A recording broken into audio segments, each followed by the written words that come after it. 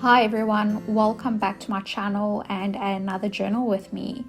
As you can see, I'm almost done with this insert, only 3 pages left. I'm hoping to record a flip through soon. I am using today a Jane Davenport stencil and some vintage photo distress ink just to start my background off with.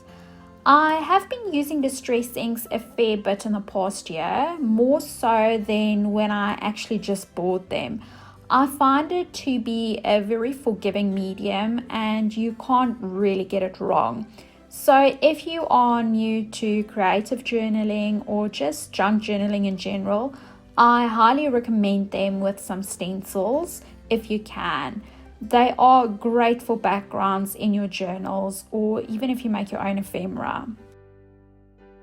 I am placing some Tim Holtz washi on the edge of the page and just trimming some off so that it sits nicely on the rounded corners. I also have some gift wrap paper that some of my birthday presents were wrapped in. Now, I'm not documenting my birthday yet, but I still want to include it on this page because I have a lot of it left over and I love the pattern on it, so why not? I'm busy planning out some sort of collage surrounding the photo. I'm bringing in some book pages and die cut pieces. The pieces that I went through is from Kaiser Craft. Can't really remember the name of the batch, but I think it was pen and ink, something like that. Really love them. So I am just arranging them around the page and trying to see where I would like everything to be. I want to also bring in some tissue wrap. This is another product by Tim Holtz, something that I also love, and I would like to actually get more of his tissue wrap paper. This particular tissue wrap paper's got some maps, numbers, text and travel stamps on. I want this to be the bottom layer of everything.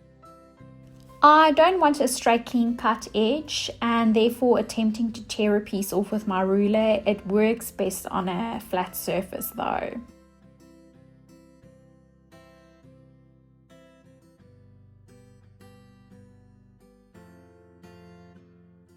I am using gel medium to adhere it to the page. I'm definitely no expert on this, but a tip that I can give you is to use an old brush. I only have one brush that's reserved for glues and gessos. I'm first applying a layer on the paper and then placing the tissue paper over this, just rubbing slightly over it to get out any air bubbles or creases. I will make sure that all the edges are stuck down after that. You can add another layer over the top to seal everything in, but I don't want to do it today. This is a page inside my journal. It's not on display or handled on a daily basis, so everything should be fine and it should be holding everything in place.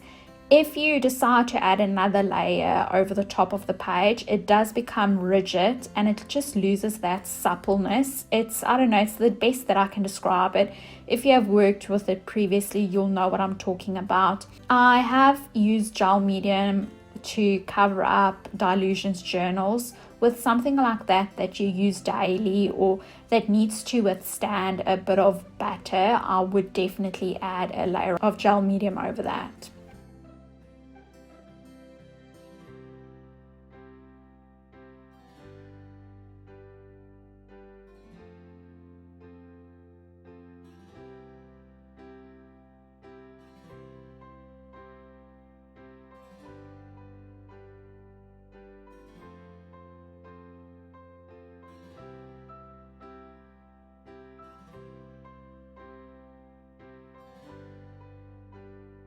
I'm really loving how this layout's coming together. I'm sticking down the text and I'm going to staple the ticket over it.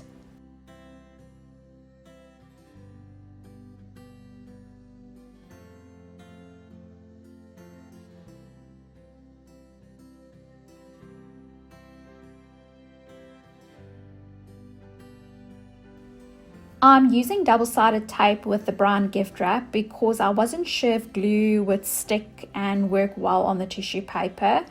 And I definitely didn't want to use a wet glue that can cause a lot of creases in the paper, especially if it's thin.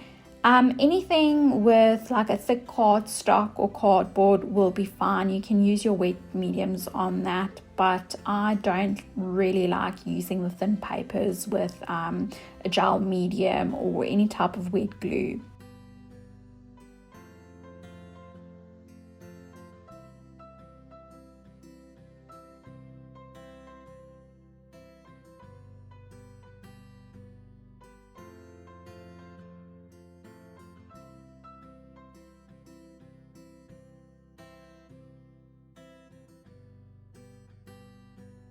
I'm trying to make a decision on what works best between the typewriter and butterfly, and after much deliberation, I'm going to stick with the typewriter.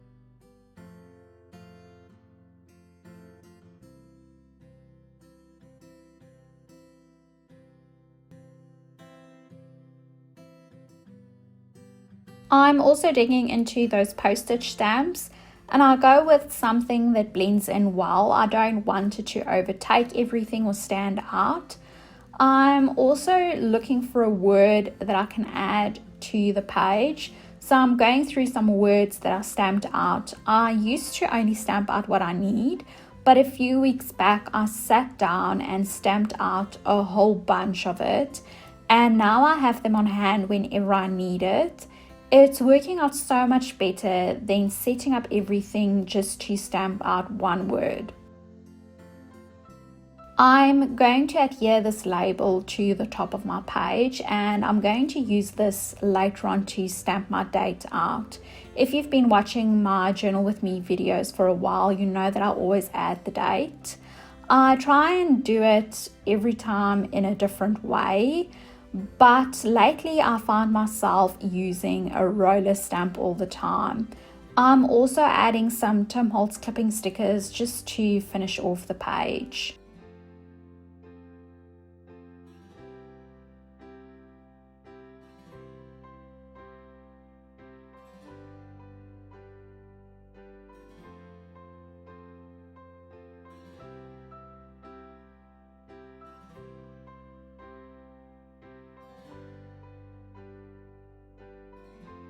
Thank you for watching this video. If you liked it, don't forget to subscribe if you haven't done so yet. I hope to see you soon. Bye.